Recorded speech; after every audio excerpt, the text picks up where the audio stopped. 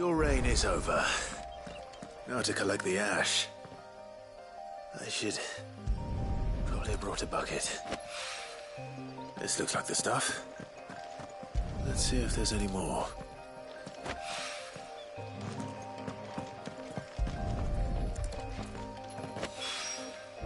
That should do it. If the wine needs more than this, he can fetch it himself.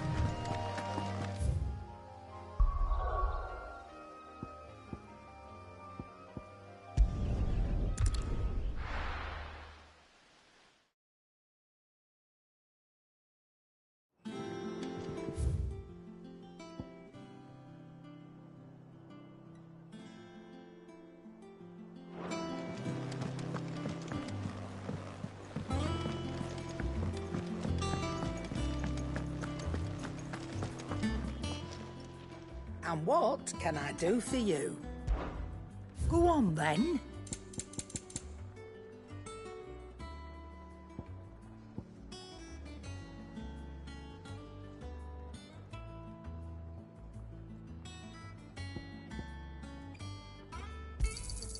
You're rubbing me blind, you know. It'd better all be here. You'll not find a better price than that.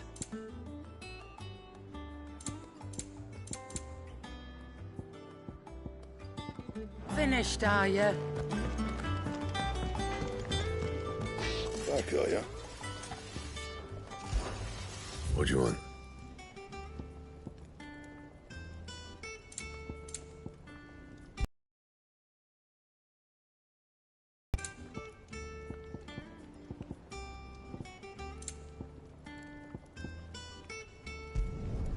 Not bad, if I do say so myself.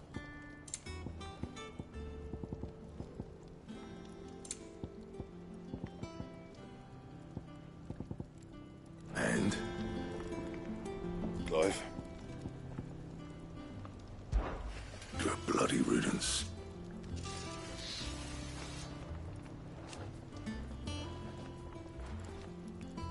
I included. What do you want?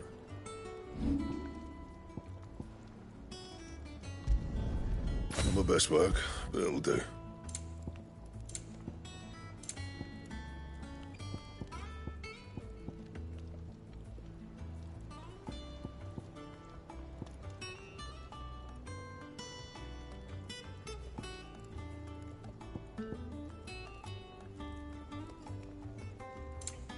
And?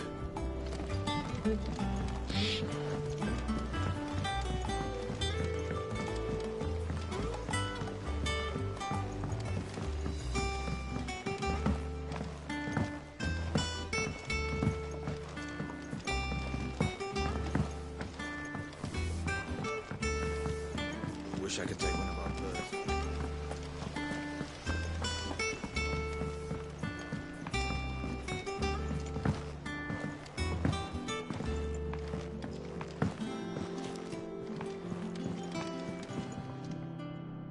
All right there, Sid? How's that hunt for the bomb ash going? I have it here.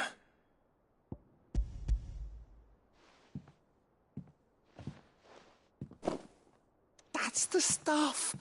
And plenty of it, too. Enough to keep the Olympic bubbling away for a good old while. You're a gent, Sid. Let nothing say otherwise. Right then, let's get this contraption up and running.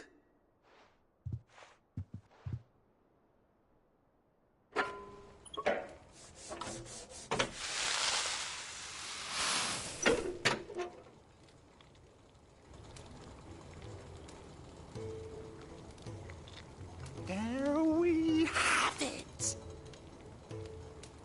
The Telemon Alembic. And it works just like the chief said it would.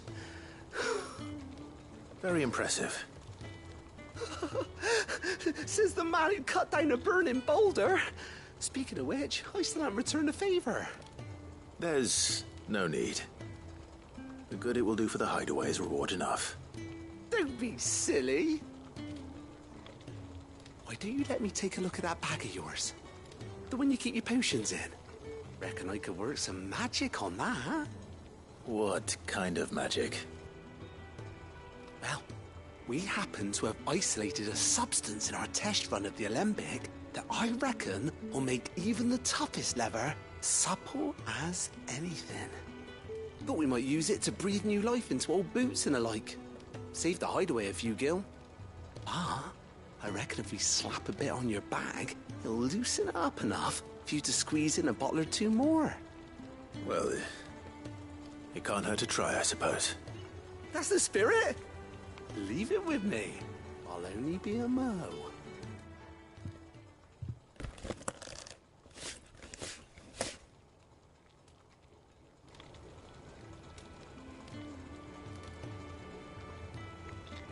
Well, what do you reckon? It certainly feels more flexible. Right? Told you. Thank you.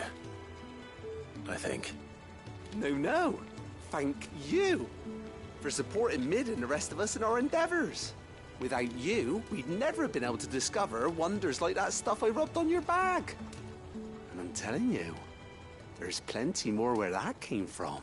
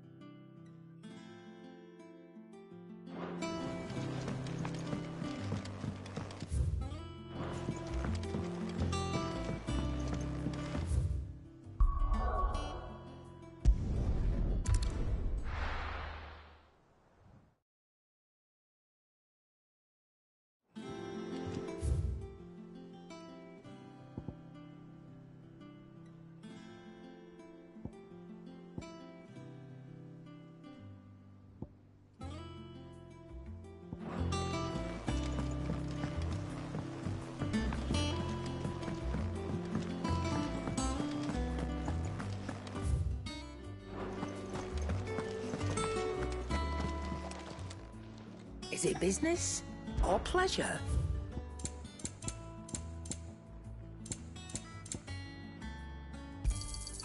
You're rubbing me blind, you know. You'll not find a better price than that. Come again. Or don't. I'm not much bothered either crystal way. too.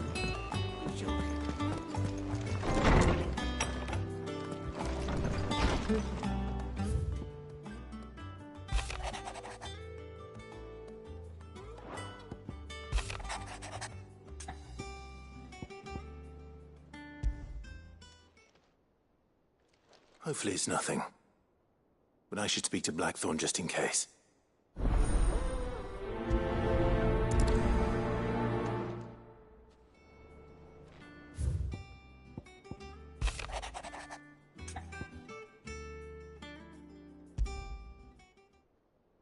What could be wrong with Torgor?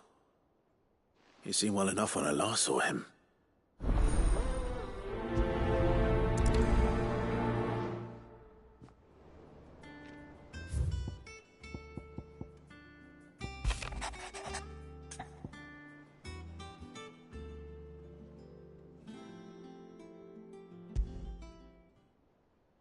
Trouble with the ledgers.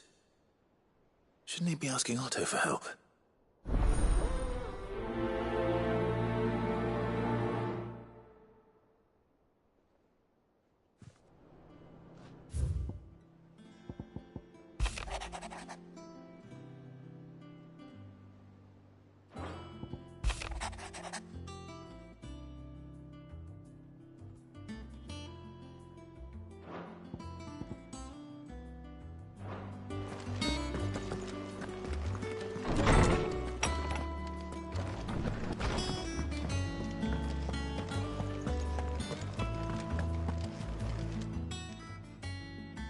I got your note. You think something's wrong with Torgor? So you can read. Congratulations. Well, I didn't say I were wrong with him. I said something weren't right. He's not been eating me treats. He used to love cracking the bones from Molly's boiled brown, but now he won't so much as look at 'em. Didn't like him. Which is why I'm of a mind that his mind's on something else. You've not been working him too hard, have you? No harder than usual. Is that it, boy? Hey, do you need a rest? What was it you said he was? A frost wolf? That's what the lawsman seems to think. Then maybe this all has something to do with whatever it is that's woken inside him. I suppose things have been different since Rosalith. Perhaps Hippocrates knows something. Instead of everything, you mean? Perhaps.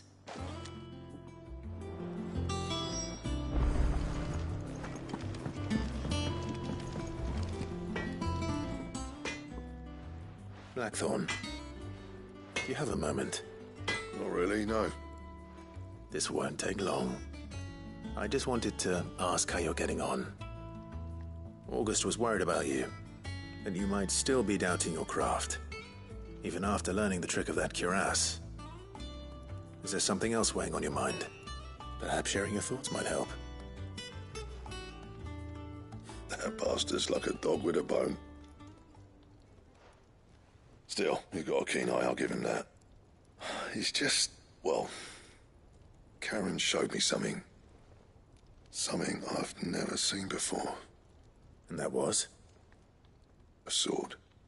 An odd-looking thing with a single-edged blade. The metal itself wasn't anything to write home about, but fuck me. The edge on it. You could slice a man clean in two with a weapon like that, and he'd be halfway home before he even realised he'd been cut. So that's what's troubling you. No. Distracting. Can't stop thinking, how do you get an edge that sharp? It's driving me mad. And if you knew how to do it, we could arm the curse breakers with even better blades. That's about the size of it, yeah. I'll see what I can find out. Sharper swords are always welcome. And we can't have our master blacksmith being distracted. You're a soft touch, you know that. But I can't say I'm not grateful for it. Good luck, eh? Thank you. Let's see what Karen knows about this sword.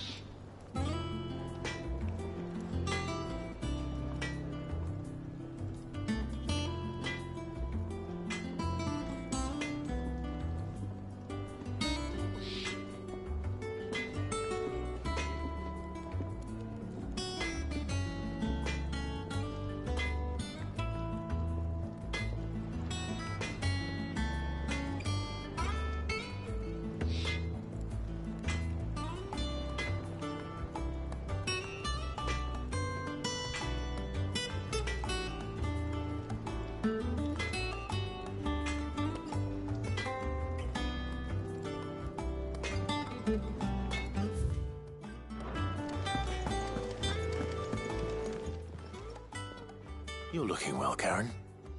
What do you want? Out with it. I want to know about the sword you showed Blackthorn. Single-edged and extremely sharp. Running around after him again, are you? I suppose I am, yes. But I need to help him find out how to work an edge like that. It's driving him to distraction. Little wonder, I suppose. There's not many like that make it as far as the twins, and those that do go straight into private collections. Which made it nice and easy finding a buyer. Can you tell me who bought it? Where is it now? You think I tell people who my clients are? Suppose you're not likely to go nicking him off me, are you now? Fine. If you stop mooning at me like that. Lord Ignac's the man you want. Dalmekian bloke. Collects weapons and the like. And he's got more money than sense, which is why he's one of my favourite clients. Reckon he'll still be at the inn in Dalamil, where I left him. Thank you, Karen. Oh, and he's a touch eccentric, if you take my meaning. I appreciate the warning.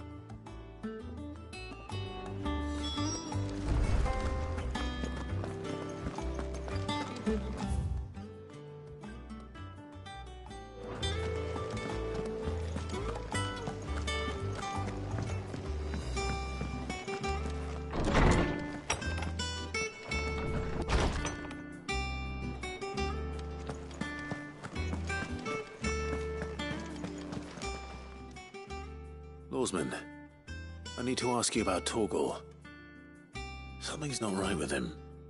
He isn't ill, is he? I don't think so. But according to Lady Karen, he seems to have lost his appetite, which is certainly a new development. She says he's hardly been touching his bones of late, and she believes it may have something to do with what happened at Rosalith Castle. I rather think she might be right, though not about his appetite. All canids are instinctively inclined to crack open bones for the rich marrow that resides within, and I see no reason why a frost wolf should be any different. Accordingly, I suspect it is not a lack of appetite that afflicts Torgal, but a surfeit of it. If we assume that his newfound magics require additional nourishment to sustain, it may well be that the bones Lady Karen is accustomed to providing are no longer sufficient. Frost wolves, after all, habitually prey upon far larger animals, whose bones may yield altogether different nutrients.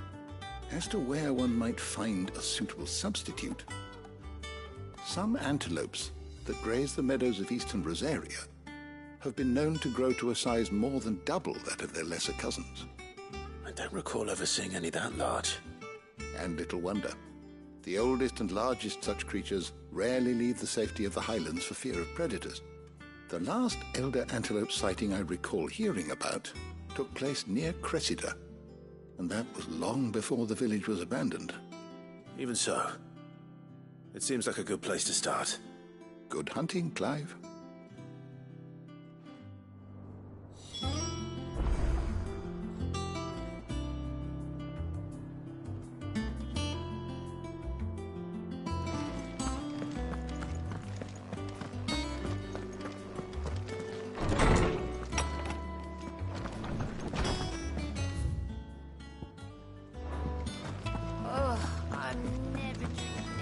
A seed of ingenuity sown in a fertile mind. By long travail of helping hands shall e'er fruition find.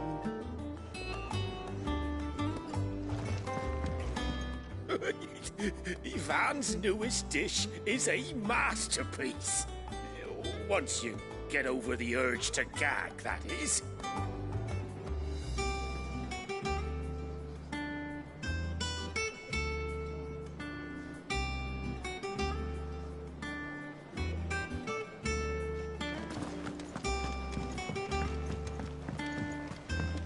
I don't know where Sid gets the energy.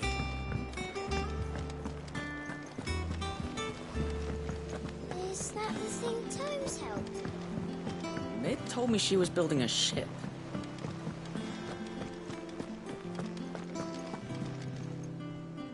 Clive, did you get my letter? That's why I'm here. Shh. Otto might be listening. Is this better? A little. Listen, I've some bad news. It turns out the hideaway may be slightly behind in its payment to certain lenders, and it may be my fault. But I swear to the goddess, I thought I had the numbers square. Sadly, that square turned out to be more of a circle. Zero, you might say. I can straighten it out, I swear, but it's going to take some time, and I'm going to need help keeping it from Otto. Bit late for that, I'd say. There you are! What a surprise! So let me get this straight. You forget to pay our lenders what they're due, and instead of coming straight to me, you get Clive to come to you. in the hope he'll dig you out of the hole you've dug for yourself. Clive, the man in charge of the place you've been cheerfully trying to bankrupt. And you thought this was a cunning plan. Why? Well, who needs paying? Oh, just Martha. And the dame. And, well, Lady Karen. But only 500 talents. We owe 3 of our most trusted friends 5 million gil. Each. 5 million each. They lent us the bulk of the money we used to rebuild the hideaway, you see, and, well, I must have made some sort of oversight. Those ledgers were my responsibility, and it was my decision to entrust them to you. This is my fault. Do we have that much to hand? I can always ask my uncle. No, we don't. And no, you won't. We've lightened Lord Rossfield's purse enough. After the king's ransom we had off him, he deserves better than to see our begging bowl. Besides, we'll need to learn to stand on our own if we're gonna make this work. All right. But that doesn't mean you have to shoulder the burden yourself. Is there anything I can do to help? There might be. How'd you fancy taking these to Martha and the dame? Rocks. Rocks, he says. Worth 1,000 talents apiece, these are. A little something Sid and I set aside for when times got lean. And I reckon 15 million in overdue debt probably qualifies. I just hope our associates' eyes are a bit more discerning than yours. I'm sure there will be. Should be me making the rounds, really. But you know how it is with this place. Orders to bark, arses to wipe, and all that. I know. Which is why I don't mind going in your place. Go. Do you know why I only gave Master Clive here 2 star rubies? Because you'd rather Lady Karen killed me. Because I'd rather Lady Karen killed you. Yes. Well, I suppose this is goodbye then. Don't worry. I'm sure Karen will understand. Really? Do you think so? No, I don't.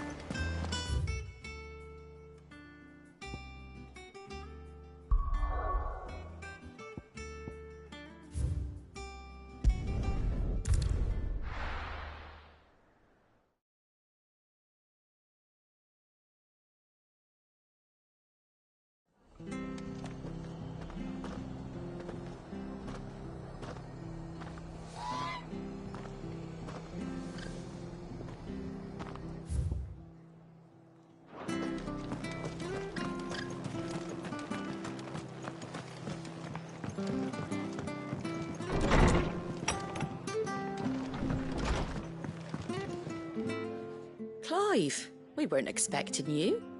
I wasn't expecting to be here, but it seems we still owe you a considerable amount of coin for your help with our rebuilding efforts. And though I doubt it's what you were expecting, we were hoping you'd take this as payment.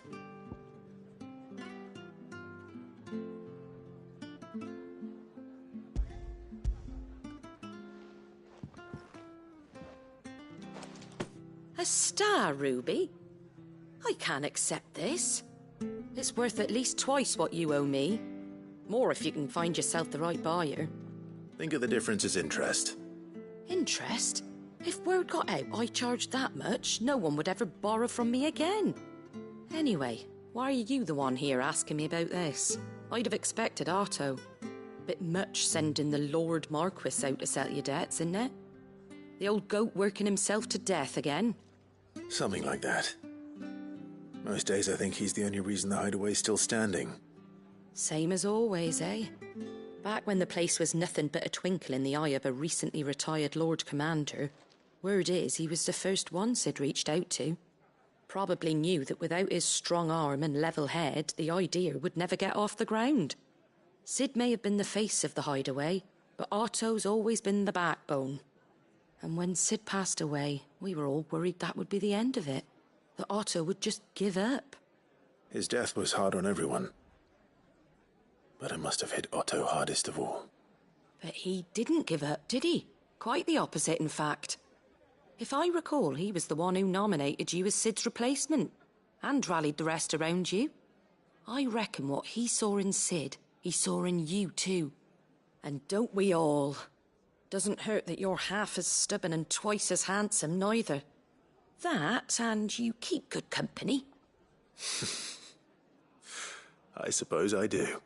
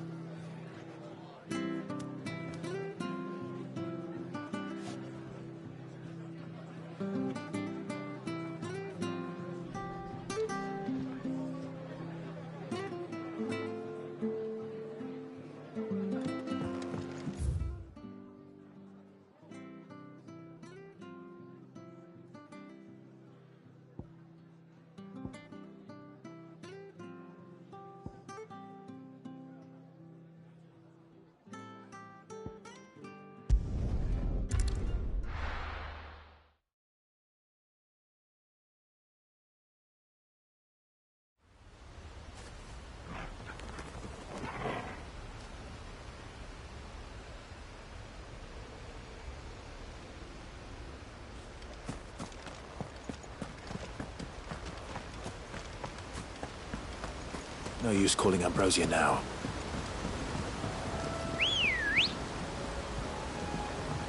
Come on. Fly, Ambrosia.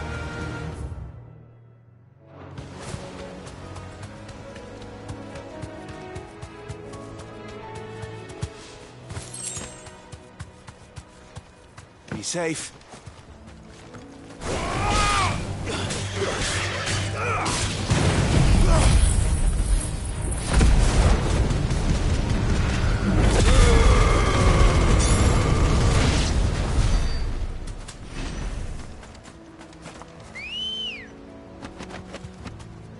Let's go.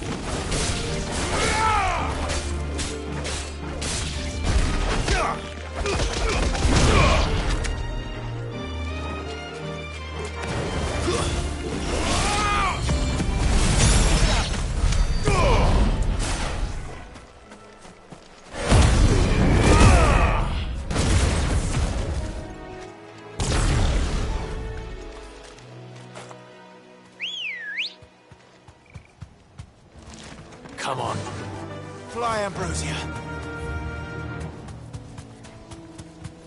Well, it's certainly quiet. If I were Giant Antelope, it would seem like just the place.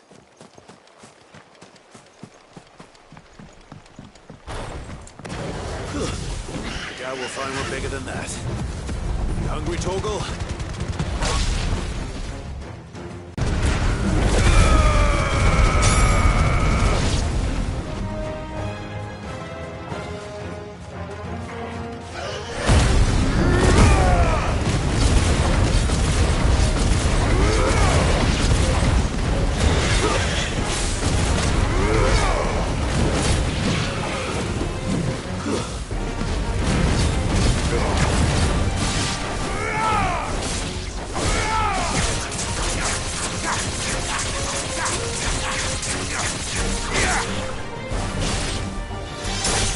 You're finished!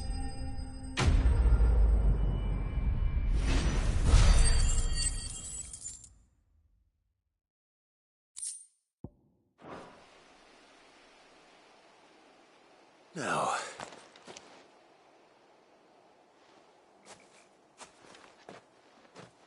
will it be enough, I wonder?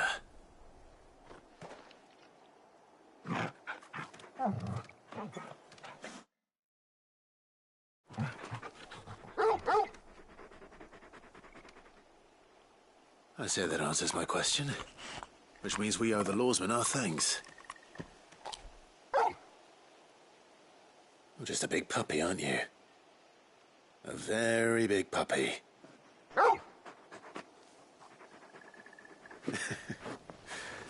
You do know you can take that with you, Torgal. Lady Karen will be relieved to hear you've got your appetite back. Come on, boy.